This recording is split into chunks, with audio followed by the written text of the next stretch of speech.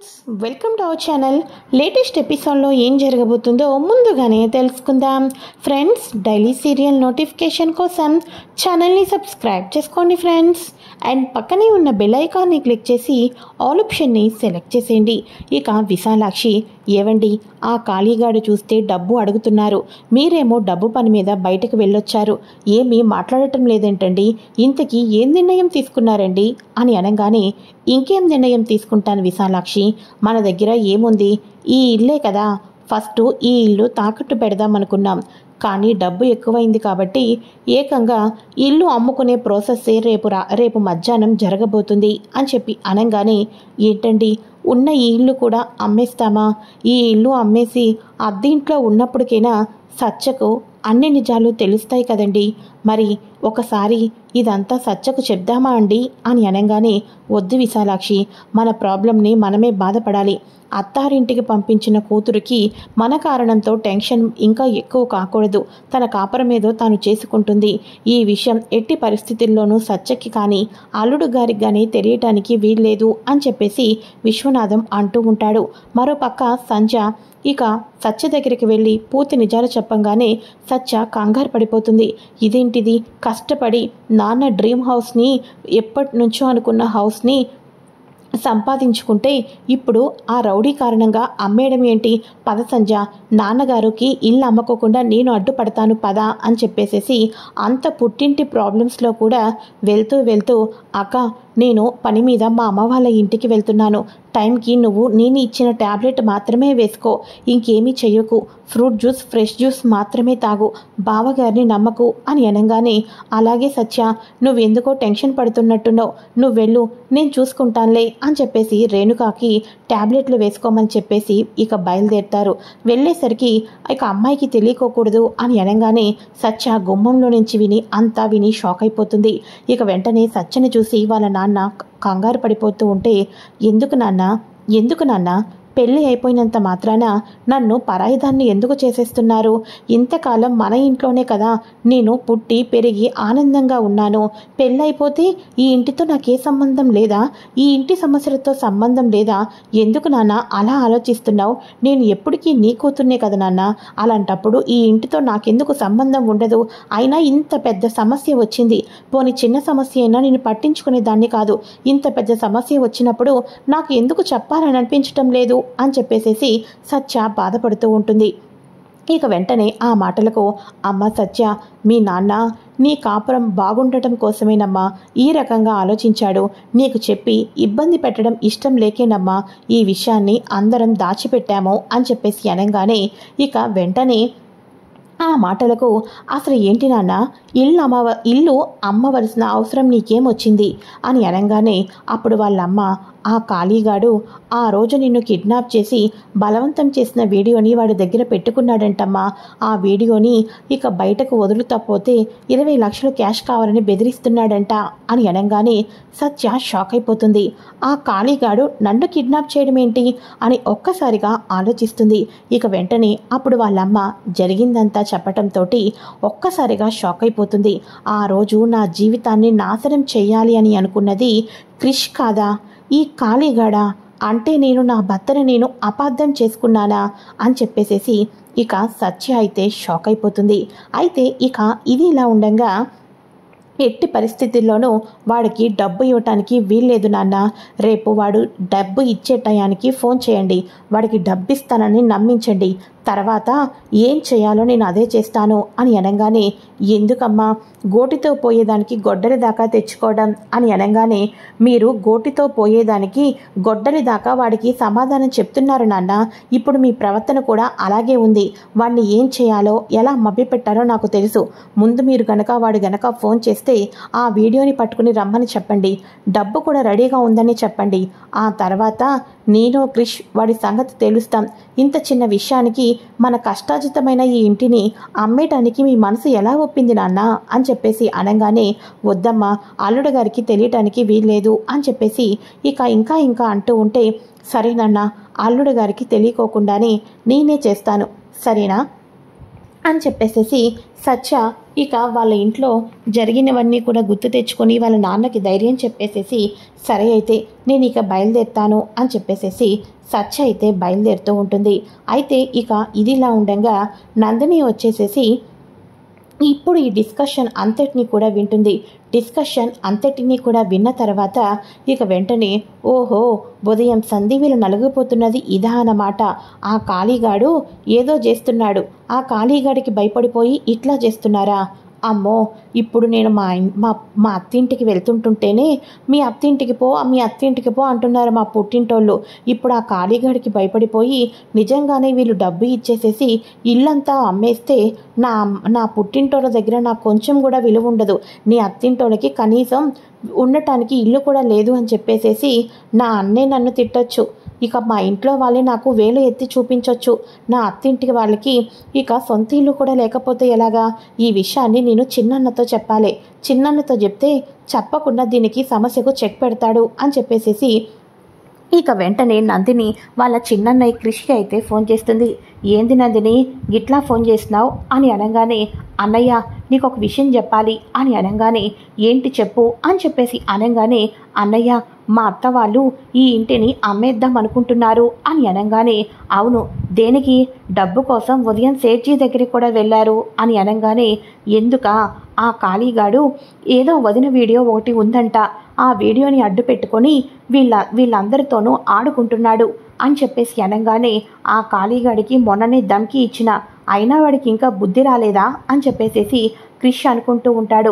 అన్న రేపొద్దున్న డబ్బు తీసుకోవడానికి వాడు వస్తాడన్నా, డబ్బు తీసుకునే సమయానికి వాడికి నువ్వు అదిరిపోయే జలకివి వాడి దగ్గర వీడియోని డిలీట్ చేయాలి అన్నా అని అనగానే నందిని నువ్వు నాకు మంచి సమయానికి మంచి వార్త చెప్పినావు. వాడిని ఎలా ఫిగర్ చేసుకోవాలో నాకు తెలుసు. నువ్వు జల్దీ నాకు ఈ విషయం చెప్పినట్టు ఎవరి దగ్గర చెప్పకు, నేనే చూసుకుంటానంతా అని చెప్పేసేసి క్రిష్ అయితే చెప్తాడు. ఇక వెంటనే క్రిష్ క్షణం కూడా ఆలోచించకుండా ఏం చేస్తాడో తెలుసా? ఫస్ట్ కాళీగాడి దగ్గరకైతే తిన్నగా వెళ్ళిపోయి కాళీగాడి దగ్గర ఉన్న ఫోన్లో ఉన్న వీడియోస్ని చూసి వాటిని డిలీట్ చేసి నేలకేసి ఇసిరి కొట్టి ఇక వెంటనే కాళీగాడికి అదిరిపోయే వార్నింగ్ ఇచ్చి నిన్ను ఇంతకాలం పోనీలే అని ప్రాణాలతోటి ఉంచా, కానీ ఈ దినం నువ్వు సచ్చిన రోజు గుర్తు పెట్టుకోరా కాళీ, ఈరోజు నీ చావు నా చేతుల్లో, ఇది తథ్యం, ఇది రాసి పెట్టుకో అని చెప్పేసేసి ఇక ఇష్టం వచ్చినట్టు కొడుతూ ఉంటే అన్న నిజంగానే వాడు చస్తాడన్నా అని అనగానే ఎరా పిచ్చోడా వాడు సావాలనే రా నేను కొట్టేది అని అంటూ ఉంటే అన్న నువ్వు జైలుకి వెళ్తే వదిన ఒంటరిది అయిపోతుంది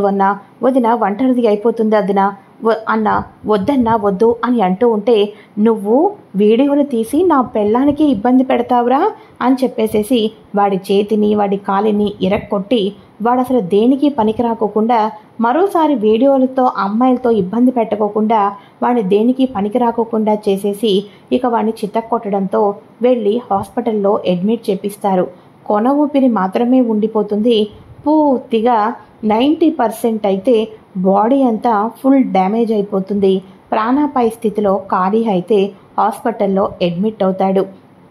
అయితే ఇక ఇదిలా ఉండగా సత్య తిరిగి ఇంటికి వచ్చేసరికి ఏమీ తెలియని అమాయకుల్లాగా చక్కగా ఫ్రెష్ అయిపోయి ఇక మన క్రిష్ అయితే ఇంట్లో ఏమీ తెలియనట్టు ఉండటంతో సత్య తిరిగి ఇంటికి వస్తుంది. ఏంది వచ్చినావా? పుట్టింటి మస్తులన్నీ అయిపోయినాయా అని అనగానే అదేంటత్తయ్య వెళ్ళినప్పుడు మీకు చెప్పి వెళ్ళాను కదా అని అనగానే వెళ్ళినావులే, అదేమో కడుపుతో ఉంది, మీ మామేమో దానికి వంటగదిలోకి వెళ్తే ఊరుకొని అంటావు, నువ్వేమో మీ పుట్టింటికి వెళ్ళిపోయినావు, అంటే పనంతా నా మీద వదిలేసేగా పోయివు అని చెప్పేసి అనగానే అయ్యో అత్తయ్య అప్పటికి నేను అంతా చేసి పెట్టాను అని చెప్పేసేసి సత్య అంటూ ఉంటుంది. దాంతో ఏముందిలేనమ్మా, నువ్వురా ఇలా వచ్చి వడ్డించు అని చెప్పేసి అరే కూర్చోరా అని కృష్ణ కూడా కూర్చోపెట్టంగానే సత్య వడ్డిస్తూ ఉంటుంది. ఇక ప్రేమతో వడ్డిస్తూ ఇక తన భర్తను ఇంతకాలం అపార్థం చేసుకున్ననే ఒక భావన తన మనసులో అయితే ఉండిపోతూ ఉంటుంది. అయితే ఇక ఇదిలా ఉండగా ఇక వెంటనే మహాదేవయ్య ఎదురుగా రుద్ర తింటున్నప్పుడే నా సిన్నోడు మామూలుడు కాదే, ఇక నాతో పాటు పోటీకి నామినేషన్ వెయ్యాలనుకున్న వాళ్ళందరినీ కూడా వంచేసిండు. చిన్నోడు మామూలు కాదు, చిన్నోడు బజార్లోకి వెళ్తుంటుంటే అందరూ దండాలు పెడుతున్నారు. ఇక ఈసారి ఎమ్మెల్యేగా నేను గెలవటం పక్కాగా ఖాయం. అది కూడా నా చిన్నోడు కారణంతోటే. నాకంటూ ఒక్కరు కూడా ధైర్యంగా వచ్చి నామినేషనే వేయలేకపోతే ఇక ఎలాగా వాళ్ళందరూ కూడా ఓడిపోయినట్టే కదా లెక్క. నా చిన్నోడు నన్ను తప్పకుండా ఎమ్మెల్యేని చేసేస్తున్నంత ఆనందంగా ఉంది నాకు ఈరోజు జరిగిందైతే అని చెప్పేసేసి మహదేవయ్య మీసాన్ని తిప్పుకుంటూ ఇక క్రిష్ గురించి చెప్పుకుంటూ పొంగిపోతూ ఉంటే, అదే సమయంలో భోజనం చేస్తున్న రుద్ర, అంటే వాడు మగాడైతే నేను పనికి మాలిన ఉన్నాడునా, అయినా ఎందుకని చెప్పేసేసి నాయన ఈ మధ్య వాడిని అంత ఇదిగా చూస్తున్నాడు. నువ్వు ఎమ్మెల్యే అవ్వాలనుకుంటున్నావు బాపు, కానీ నేను కూడా దాని గురించి కష్టపడ్డా. నీకు ఇలా కాదులే, నీకు ఎలా చెప్తే బుద్ధొచ్చిద్దో గట్లని చెప్తా అని చెప్పేసేసి రుద్ర సొంత తండ్రిని కూడా చూడుకోకుండా మూర్ఖంగా రాక్షసత్వంతో ఆలోచిస్తూ అన్నీ కూడా రాక్షసపు నిర్ణయాలే తీసుకుంటూ ఉంటాడు రుద్ర. అయితే ఇక మన క్రిష్ అయితే అక్కడి నుంచి గదిలోకి వెళ్ళిపోతాడు. ఇక వెంటనే అందరూ వెళ్ళిపోయిన వెంటనే ఆడవాళ్ళు భోజనం చేస్తారు కదా, ఎప్పుడూ కూడా వేరే ప్లేట్లో తినే సత్య ఈసారి క్రిష్ తినేసి వెళ్ళిపోయిన ప్లేట్లోనే భోజనం తింటూ ఉండటంతో వాళ్ళ అత్త కూడా చూసి షాక్ అయిపోతుంది. ఇక తాను కూడా భోజనం చేసిన తర్వాత క్రిష్ ఒంటరిగా గదిలో ఉండగానే వెనక నుంచి వెళ్తుంది. వెనక నుంచి వెళ్ళిన తర్వాత ఒక్కసారిగా క్రిష్ని హాక్ చేసుకుంటుంది సత్య. అయితే క్రిష్ షాక్ అయిపోతాడు. అరే ఏంది, నేను మెలకుగానే ఉన్నానా, లేకపోతే నా సత్య వచ్చి నన్ను హక్ చేసుకున్నట్టు పగటిగలడేమైనా గంటున్నానా అని చెప్పేసి అనగానే, సారీ క్రిష్, సారీ, నువ్వేంటో నీ ప్రేమేంటో నాకు ఇంత లేటుగా అర్థమయ్యింది. నువ్వు నన్ను ఎంతగా ప్రేమించావో నేను అర్థం చేసుకున్నాను. నిన్ను ఎప్పుడూ నోట్లో నుంచి మాట వినుకోకుండా నీ మీద ఎప్పుడు కూడా నెగిటివ్ థాట్ తోటి ఉన్నాను. ఈరోజు నువ్వేంటో నీ ప్రేమేంటో నువ్వు నన్ను ఎంతగా స్వచ్ఛంగా ప్రేమించావో అర్థమైంది క్రిష్. ఇక నుంచి మనం భార్యాభర్తలం, మన మధ్య ఎటువంటి గీతలు ఉండవు, 2 మంచాలు ఉండవు క్రిష్ అని చెప్పేసి అనగానే ఒక్కసారిగా క్రిష్ ఆ మాటలకు షాక్ అయిపోతాడు. సత్య, నువ్వేనా గిసువంటి మాటలు మాట్లాడేది, ఒకసారి నన్ను గిల్లవా అని చెప్పేసి అనగానే ఇక ఒక్కసారిగా గిల్లటం కాదు అని చెప్పేసేసి సత్య అమాంతం వచ్చి క్రిష్ని కిస్ చేస్తుంది. ఇక క్రిష్ అయితే గాల్లో తేలిపోతూ ఉంటాడు. క్రిష్ ఆనందానికి అవధులే ఉండవనే చెప్పాలి. అయితే ఇక ఇదిలా ఉండగా ఇక వెంటనే క్రిష్, ఆ కాళీగాడు చేసిన తప్పులన్నిటికీ కూడా నువ్వనుకున్నాను, కానీ ఇప్పుడు ఒక భార్యగా, ఒక ఆడదానిగా నేను ఏం చెప్పాలో నాకు అర్థం కావటం లేదు క్రిష్ అని అనగానే, ఏంది, ఆ కాళీగాడు నిన్ను ఏదో వీడియో తీసిండు, ఆ వీడియో డిలీట్ చేయటం కోసం ఆలోచిస్తున్నావు అంతేనా అని అనగానే, అవును క్రిష్ అని అనగానే, ఆ వార్త నాకు తెలిసిన వెంటనే ఆ వీడియోని డిలీట్ చేసి వాడి ఫోన్ని మూసీ నదిలో కలిపేసి వచ్చిన. నీకు తెలుసా, వాడిప్పుడు సావు బతుకుల మధ్యన హాస్పిటల్ పాలయ్యిండు. అన్ని చంపేసి ఉండేవాడిని, కాకపోతే సమయానికి నువ్వు గుర్తొచ్చినావు, అందుకనే వాడి బతుకుతాడని వాడిని వదిలేసి వచ్చినా అని అనగానే ఇంకా సత్య తన భర్తను హాక్ చేసుకుంటుంది. ఇంతకాలం తర్వాత సత్యకి క్రిష్కి మధ్య ఉన్న మిస్అండర్స్టాండింగ్స్ అన్నీ కూడా తొలగిపోతాయి. అప్పుడు సత్య అనుకుంటుంది, నీలాంటి భర్త ఇప్పుడే కాదు, ఎన్ని జన్మలకైనా నీలాంటి భర్తే రావాలి అని చెప్పేసేసి ఇక సత్య క్రిష్ని చూసుకుంటూ ఒక ఊహాగానాల్లోకి, ఇక పాటల్లోకి వెళ్ళిపోతూ ఉంటుంది. వీడు మొరటోడు అన్న పాటలోకి, పుష్ప 2 పాటలోకి వెళ్ళి ఊహించుకుంటూ నవ్వుకుంటూ ఉంటుంది. ఇక మార్నింగ్ అవుతుంది. మార్నింగ్ అవ్వగానే క్రిష్ అయితే సేట్జీ దగ్గరికి వెళ్తాడు. సేట్జీ, వరంగల్లో నీ ల్యాండ్ ఒకటి ఉంది, దానికి రిజిస్ట్రేషన్ పత్రాలు రావటం లేదంట కదా అని అనగానే, అవును బాబు, అంటే అది ఎప్పటి నుంచో అని అంటూ ఉంటే, సరే అయితే ఆ కోటిన్నర వాల్యూకి సంబంధించిన దానికి నీకు రిజిస్ట్రేషన్కి ఫామ్స్ రావాలి, నీ చేతికి పత్రాలు రావాలి. అంటే ఏం చేయాలో తెలిసినా, నీ ఇంటికి నేను వచ్చిండ్రు కదా, ఇంటి పత్రాలకి డబ్బు కావాలి అని, ఆ 10 లక్షలు ఏమీ ఇవ్వక్కర్లేదు, ఇంటి పత్రాలు ఇచ్చేసిరా, నీకు తప్పకుండా నేను వీటికి రిజిస్ట్రేషన్ పత్రాలు ఇప్పిస్తాను అని అనగానే, అయ్యో బాబు, అంతకన్నా సంతోషమా, పువ్వుల్లో పెట్టి వాళ్ళ డబ్బులు, వాళ్ళ పత్రాలు వాళ్ళకి ఇచ్చేసి వస్తాను అని చెప్పేసేసి 10 లక్షల రూపాయలకి వీళ్ళు తాకట్టు పెట్టుకుంటారు కదా, ఆ పేపర్స్ని విశ్వనాథం ఇంటికి బెల్లి కొట్టి మరీ ఇవ్వంగానే, మీ డబ్బు నేను తీర్చలేదు కదా అని అనగానే, రూపాయి కూడా నాకు మీరు ఏమీ తీర్చవలసిన అవసరం ఏమీ లేదు, మీలాంటి వాళ్ళ దగ్గర ఈ పేపర్స్ తీసుకున్నందుకు నన్ను క్షమించండి, మీకు ఎప్పుడైనా ఏదైనా ఆపద ఉంటే నన్ను మర్చిపోకండి, ఎటువంటి పేపర్లు లేకోకుండానే నా చేతనంత డబ్బు సహాయం మీకు చేస్తాను, వస్తాను అని చెప్పేసేసి అతనైతే వెళ్ళిపోతాడు. ఇక మన విశాలాక్షి, ఇదేంటండి, రూపాయికి కూడా వడ్డీకి లెక్క పెట్టే ఇతను మన పేపర్లను రూపాయి కూడా ఇవ్వకోకుండా ఇచ్చేశాడు అని అనగానే, ఇదంతా బావగారి మహిమే అయ్యుంటుందిలే అని చెప్పేసి అనగానే, అవును, మా చిన్నన్న ఇదంతా చేసిండు. మన ఇంటి ఆ పత్రాలు ఇక తాకట్టులో ఉన్నాయంటే నాకు మా అమ్మ వాళ్ళ దగ్గర చాలా చిన్న చూపు, అందుకోసమే నా అత్తింటి పరువు కోసం గిట్లా చేసినా అని అనగానే, అమ్మో, నీలో కూడా అత్తింటి పరువు కోసం ఆలోచించే యాంగిల్ ఉందా అని చెప్పేసేసి హర్ష షాక్ అయిపోతాడు. అనుకున్నట్టుగానే నందినిలో కూడా మార్పు మొదలైనట్టుంది అని చెప్పేసి హర్ష అనుకుంటూ ఉంటాడు. అయితే ఇక ఇదిలా ఉండగా కాళీగాడు చావు బతుకుల మధ్యలో హాస్పిటల్లో ఉండడం తెలుస్తుంది కదా. ఈ రుద్ర ఏం చేస్తాడు అంటే, వాడు చావు బతుకుల మధ్యలో ఉండడం ఏంటి, వాడిని నైస్గా హాస్పిటల్కి వెళ్ళి లేపేశానే అనుకో, వాడు చచ్చినందుకు కారణం నా తమ్ముడని తెలుస్తుంది. మా నాన్న ఎమ్మెల్యేగా పోటీ చేస్తాడు, కాళీగాడిని చంపింది మహదేవయ్య చిన్న కొడుకని తెలిసి మా నాన్నకు ఓట్లు వేసే ఇదెవ్వరూ ఉండరు. అందులోనూ కూడా ఎమ్మెల్యే కొడుకే జైలుకి వెళ్తున్నాడంటే ఎమ్మెల్యేకి ఎవరు ఓట్లు వేస్తారు? ఈ రకంగానైనా మా నాయన ఓడిపోవాలి.